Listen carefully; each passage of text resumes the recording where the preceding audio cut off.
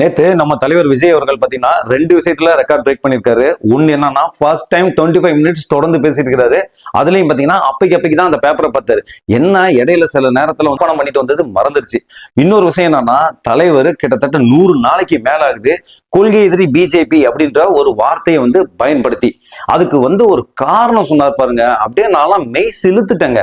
என்னன்னா இது சட்டமன்ற எலெக்ஷன் இல்லையா, இதுல திமுக மட்டும் தான் போட்டி போட போகுது இல்லையா, அதனால நம்ம விமர்சனத்தை இவங்க மேல மட்டும்தான் வைக்கணும். பிஜேபி எல்லாம் பார்த்தீங்கன்னா தூங்க போயிடுவாங்க. ஏன்னா அவங்க எல்லாம் அந்த போட்டியில கலந்துக்கல. அதிமுக கூட்டணின்றதெல்லாம் சும்மா அதெல்லாம் பேச்சுக்கு அவங்க எல்லாம் தலையிட மாட்டாங்க அப்படின்னு ஒரு அற்புதமான விளக்கத்தை சொல்லி தன்னோட தொண்டர்களை நம்ப வச்சு அவங்களும் கை தட்டலான்னு பாருங்க. வேற லெவலுங்க. திமுகவை எதிர்க்கணும் அப்படின்னு சொல்லிட்டா அதுக்காக பல டேட்டாக்களை நீங்க எடுத்துட்டு வரணும் தலைவரே. சும்மா தீய சக்தி திமுக ஒவ்வொரு மேலையும் இதையே சொல்லி ரொம்ப போர் அடிக்குது தலைவரே. ஏன்னா நேத்து நீங்க ஒரு மொட்டை மலைக்கு முன்னாடி நின்று பேசிட்டு இருக்கீங்க.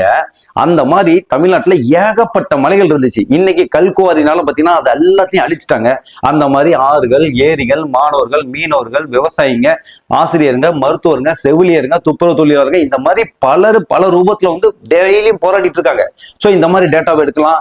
எங்கெங்க ஊழல் பண்ணாங்க, கத்தி படத்துல எப்படி வசனத்தை பறக்க விடுவீங்கல்ல, அந்த மாதிரி தெரிக்க விடுவீங்கன்னு பார்த்தா என்ன சார் அதே டைலாக் திருப்பி அரைச்சமாவே அரைக்கிறீங்களே தலைவர். ரொம்ப ஓல்டா இருக்கு தலைவரே. கொஞ்சம் ட்ரெண்டிங்க மாத்துங்க தலைவரே. ஒரு கிஞ்சா இருக்க வேணாமா? உண்மையாவே சொல்றேன். திமுக எதிர்க்கணும்னு நீங்க முடிவு பண்ணிட்டீங்கன்னா உண்மையாவே எதிர்ங்க. சும்மா இந்த கமலஹாசன் எதிர்த்த மாதிரி, இந்த வைகோ எதிர்த்த மாதிரி போலியா எதிர்க்காதீங்க.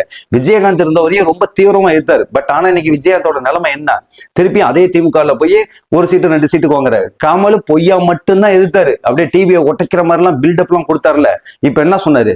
கடைசியில திமுக தான் என்னோட தாய் வீடு அப்படின்னு சொல்லிட்டு காலிலே விழுந்துட்டாரு. அந்த மாதிரி திமுக எதிர்க்கிறதுனா ஒழுங்கா தெளிவா எதிர்ங்க. அதே போல பிஜேபி ஆதரிக்கிறேன்னா டைரக்டாவே ஆதரிங்க. இப்ப சரத்குமார் எப்படி என் கட்சியும் ஒண்ணுதான் பிஜேபியும் ஒண்ணுதான் அப்படின்னு சொல்லிட்டு சமர்ச்சிட்டாருல, அந்த மாதிரி பிஜேபி எதுக்குல நான் ஆதரிக்கிறேன் அப்படின்னா அதை ஓப்பனாவே சொல்லிருங்க தலைவரே. என்ன தலைவர், அந்த கரூர் சம்பவத்துக்கு அப்புறம் உங்களோட செயல்பாடுகள், நடவடிக்கை எல்லாத்துலயுமே கொஞ்சம் பிஜேபியை பார்த்தா பம்மற மாதிரியே இருக்கு தலைவரே.